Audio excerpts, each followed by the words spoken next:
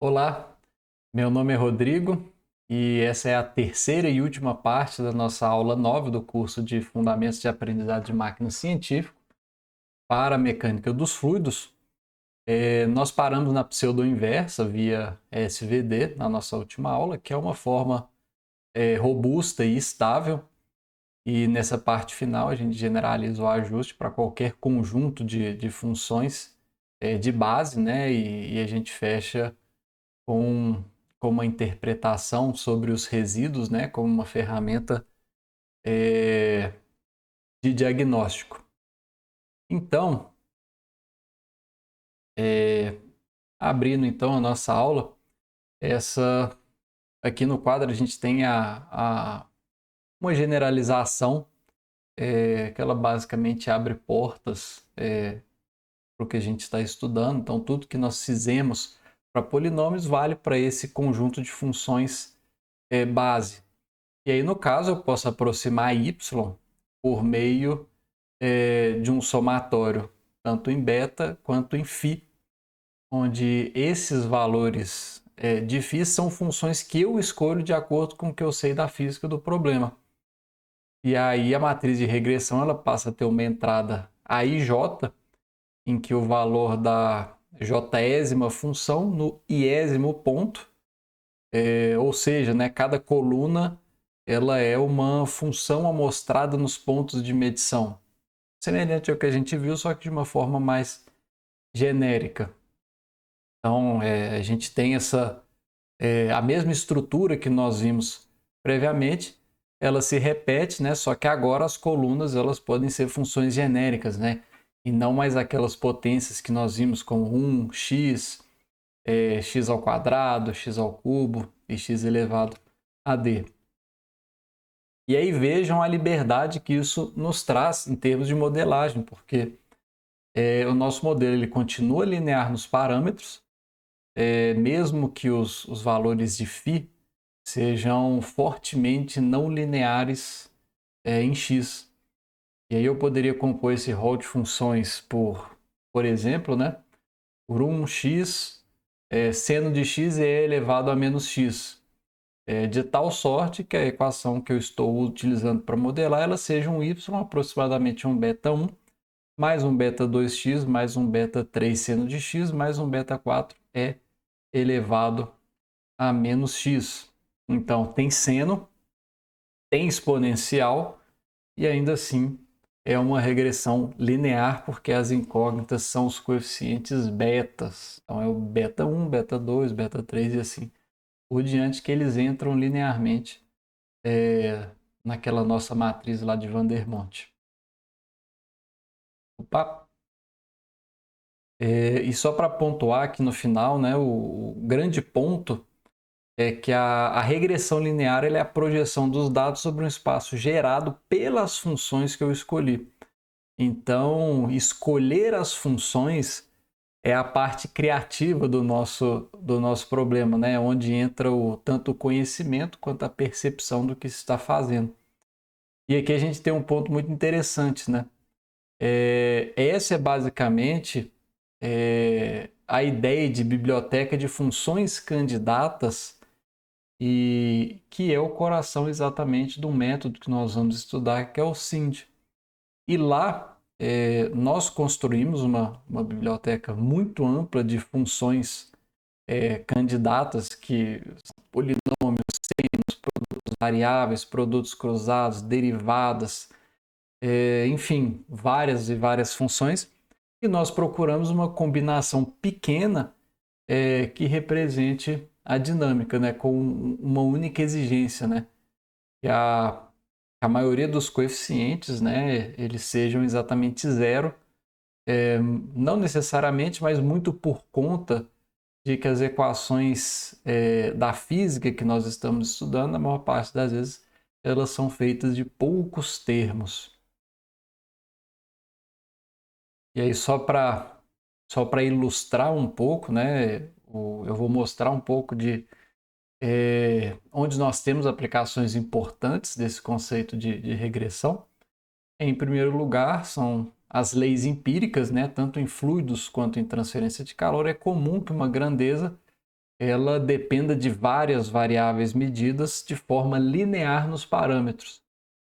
E aí cada experimento vai fornecer uma linha daquela nossa matriz A. E a regressão por si só ela encontra os coeficientes que melhor explica toda essa compactação de dados. Já em segundo, nós temos os problemas de dinâmica, né? Então, se a gente tem um estado que avança no tempo, segundo essa equação, xk mais 1 é aproximadamente kxk, ou seja, o nosso próximo snapshot ele é aproximadamente k vezes o atual. E aí essa matriz K, ela sai por mínimos quadrados, pode sair por mínimos quadrados, né? E esse é o princípio que nós encontramos na DMD, que também nós vamos estudar, né? Que é a decomposição em modos dinâmicos. E que assim, entre outras palavras, é um mínimo quadrado disfarçado, né? Porque ele é refinado com a SVD. E aí, por último, a gente tem as pins, que é um dos maiores objetivos do nosso curso, né? Então, ali todos os parâmetros são os pesos da rede e eles entram de forma linear. A nossa função objetivo não é uma quadrática simples, né? Então, eu não tenho uma solução fechada, né? Eu preciso de uma otimização que acontece de forma iterativa. A exemplo, né? O gradiente descendente, mas a estrutura, né? O raciocínio, ela permanece idêntica, né? Então, eu defino os meus resíduos, eu meço o tamanho deles e aí eu ajusto esses parâmetros de tal sorte que eu consiga reduzi-los ao máximo. E aí tem uma extensão do método, né, que vale a pena a gente só registrar, que são os mínimos quadrados ponderados. Então, nem toda medição ela merece a mesma confiança, é isso que a gente quer dizer. E aí eu introduzo uma matriz de pesos W e aí as equações normais ponderadas passam a ser o A transposto, o W transposto W, substituindo aquele sigma que a gente tinha lá referente aos valores singulares. E aí o que a gente quer aqui é atribuir o maior peso às medições que são mais confiáveis, né? Obviamente, né, menos confiáveis, o peso vai ser menor. O que é naturalmente esperado quando a gente tem dados com variâncias diferentes. E aí, reparem no padrão, né, que se repete em tudo. Eu defino o resíduo, eu meço o tamanho e finalmente eu ajusto os parâmetros. E em regressão linear, né, a gente resolve por álgebra, em redes neurais por otimização interativa. Então, o raciocínio ele é sempre o mesmo, né? A lógica é sempre a mesma, mas eventualmente a gente muda uma particularidade que faz parte, né? Uma solução intrínseca daquele problema que a gente quer resolver. E aí agora eu queria dedicar um momento para falar um pouquinho mais sobre o resíduo, porque e muitas vezes o resíduo ele é simplesmente o cara que você usa para medir se está bom ou se está ruim. Então ele costuma ser muito subestimado. E aí esse resíduo, né, o E igual a B menos A beta chapéu, ele não é somente, né, o erro que sobrou. Ele carrega consigo um diagnóstico do modelo. Então,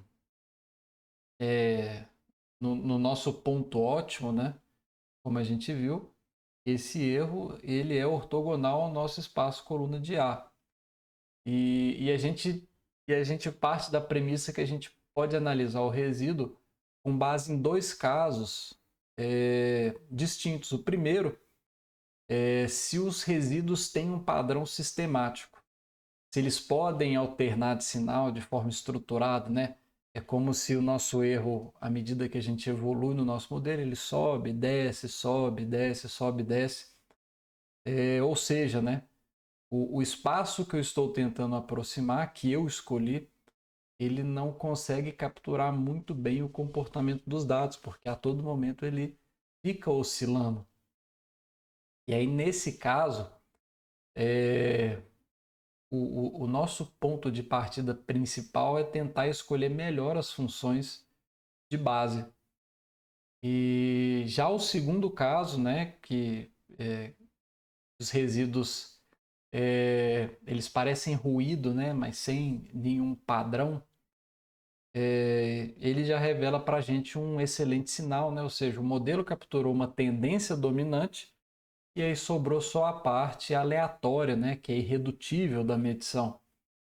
E aí a lógica geométrica nesse caso ela é direta, né? Se há um padrão no resíduo, esse padrão está fora do subespaço escolhido.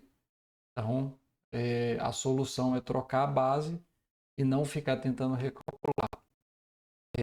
Ao contrário, né, de quando o nosso erro ele se confunde simplesmente com um ruído qualquer. Isso por si só, o próprio nome já carrega essas definições, né? Quando a gente pensa em um erro sistemático, ele carrega consigo um comportamento. Já um erro que ele não é sistemático, ele preserva somente a componente aleatória, né, associada mais à variância daquele modelo, que é justamente o que a gente espera, né? Pensar que o modelo ele acerta a parte do comportamento e sobra somente a parte aleatória. E aí, para fechar, um exemplo prático, né, de que a gente tem de escolha de base, muito, muito, muito comum, tanto na engenharia quanto na física, né, que é um problema que a gente tem, utiliza, né, a lei de potência. Então, se a gente supor um y igual a um cx elevado a alfa, e aqui a gente tem um problema forçosamente não linear, se eu tomo o logaritmo dos dois lados, essa minha equação vira um ln de y igual a um ln de c mais um alfa ln de x. É uma regressão linear perfeita em ln de x e em ln de y, né, com coeficiente angular sendo alfa e o nosso coeficiente linear sendo o logaritmo de c. E aí, nesse caso, eu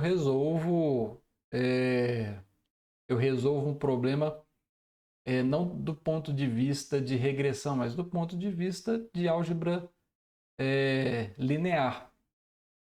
Porque eu estou fazendo uma mudança, estou transformando esses dados, né? Obviamente, a gente aplica depois os dados, mas eu fui de um problema não linear para um problema linear. Mas é importante que a gente tenha ciência de uma coisa. Quando eu resolvo esse problema, minimizar o erro quadrático no ln de y não é o mesmo que minimizar em y. Isso equivale, né, aproximadamente, esse nosso problema, né, ele equivale aproximadamente a ponderar, desculpa, a aproximar de um mínimos quadrado, só que ponderado por um logaritmo. Então, guardo uma similaridade, mas aqui no caso eu estou ponderando os nossos valores por um logaritmo natural. Então, essa linearização do nosso problema ela é ótima quando o erro relativo ele tende a se comportar melhor do que o erro absoluto. Ou então, em casos muito presentes, né, quando os dados eles possuem uma diferença muito significativa em termos de ordem de grandeza. Beleza? E aí, uma síntese de tudo, gente, se a gente conseguir fazer um resumo de tudo em poucas palavras, né? Basicamente, o nosso problema central é resolver aquela equação de A beta igual a B, né? Ou então A beta aproximadamente B, de uma forma mais genérica, né? Pode ser que seja igual, pode ser que não, mas o nosso problema, de uma forma mais genérica, é um A que multiplica beta, né? Uma matriz de regressão que multiplica uma matriz de coeficientes. Ela precisa recuperar os valores, né, de B, os nossos pontos. E aí o ponto é que eu consigo ver esse problema de 4 formas distintas e todas elas exatamente com a mesma resposta. Então a nossa primeira forma é minimizar esse valor A beta menos B. E aí essa é uma leitura mais voltada para otimização, porque aqui eu quero minimizar o valor, esse valor, a partir dos coeficientes betas, né? É o método dos quadrados, né? Minimização quadrática. A gente viu também a forma geométrica, que é projetar B no espaço coluna de A, e a gente fez toda essa leitura, né? De tal sorte que o ponto ótimo ele é ortogonal ao espaço coluna de A. Nós podemos também resolver as equações normais, A transposto A beta chapéu igual a um A transposto B. É uma leitura mais algébrica. E por último, a gente também tem a solução de beta chapéu via pseudo-inverso, né, de Moore-Penrose, que é uma leitura mais numérica e como a gente disse, é uma leitura, um procedimento também mais estável, né? Então, tanto a minimização, quanto a projeção, quanto as equações normais e a pseudo-inversa, né? Não são 4 assuntos separados, né? São 4 fotografias do mesmo objeto, basicamente tiradas de ângulos diferentes. E aí, três pontos que recaem em cima disso. E o primeiro deles é quando B não está no espaço coluna, a gente projeta. E o nosso erro ótimo, ele fica sempre sendo ortogonal ao nosso espaço coluna. O segundo vem das soluções das equações normais, né? Ou então a forma mais estável e geral, que é via pseudo-inversa, que a gente utiliza a decomposição de valores singulares. E principalmente em problemas mal condicionados, a gente sempre vai optar pela solução via SVD. Então é muito importante quando a gente está programando e resolvendo esse tipo de problema que a gente tenha a ideia, né, do posto dessa matriz, do rank dessa matriz, para saber se é um problema mal formulado, né? A gente vai ter ali uma dependência linear nas colunas da matriz. E o último ponto, que é o ajuste polinomial. Então, nesse caso aqui, como a gente generalizou, esse ajuste polinomial ele passa a ser apenas um caso particular da regressão linear, em que as nossas colunas, as nossas funções escolhidas, né, elas preenchem a nossa matriz de regressão com 1x ao quadrado e assim sucessivamente até x elevado a d.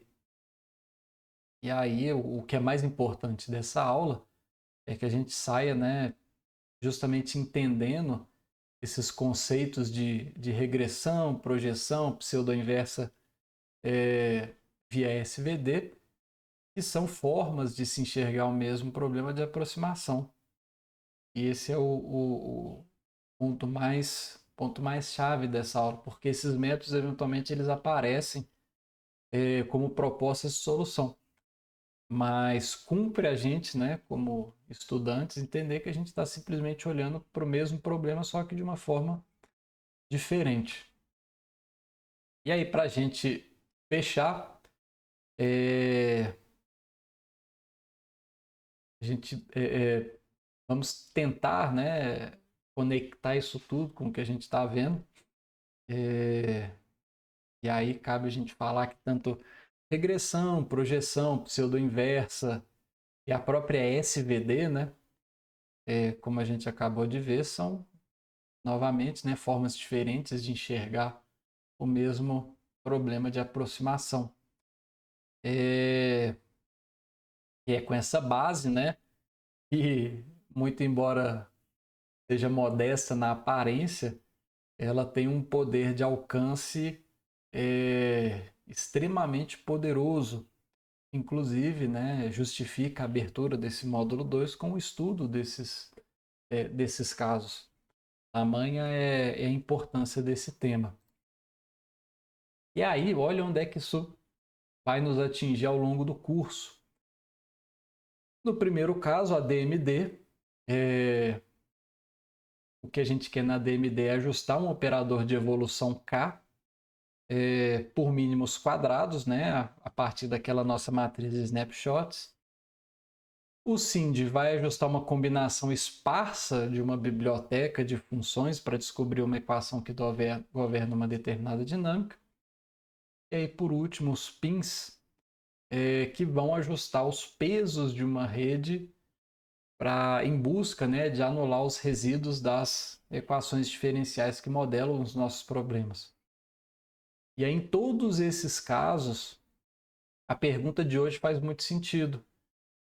E é sempre uma única pergunta, né? Quais os parâmetros tornam o modelo compatível com a realidade que a gente quer representar? E aí a riqueza do modelo, né? Ela muda a partir de diferentes metodologias, né? Mas a essência do que a gente quer, ela permanece a mesma. E é esse o ponto que eu quero que fique dessa aula, que a gente verificou durante todos esses 3 encontros, né? Então a gente tem sempre digamos, um passo a passo, né? Na essência, em que eu monto a minha matriz de projeto, eu resolvo aquelas equações normais, confirmo, né, que o produto escalar entre a minha matriz e o nosso vetor de erros é zero, né? Ou seja, a gente tem uma ortogonalidade entre as colunas que formam A e o nosso erro, né? Ou seja, em outras palavras também, nós temos que o erro é ortogonal, nosso espaço coluna de A. E aí é nessa conta que a geometria dos mínimos quadrados ela deixa de ser abstrata, né, e passa a se tornar concreta. E aí por hoje é só. A gente continua nas próximas aulas. Agradeço muito a presença. Qualquer dúvida, fiquem à vontade. Até mais.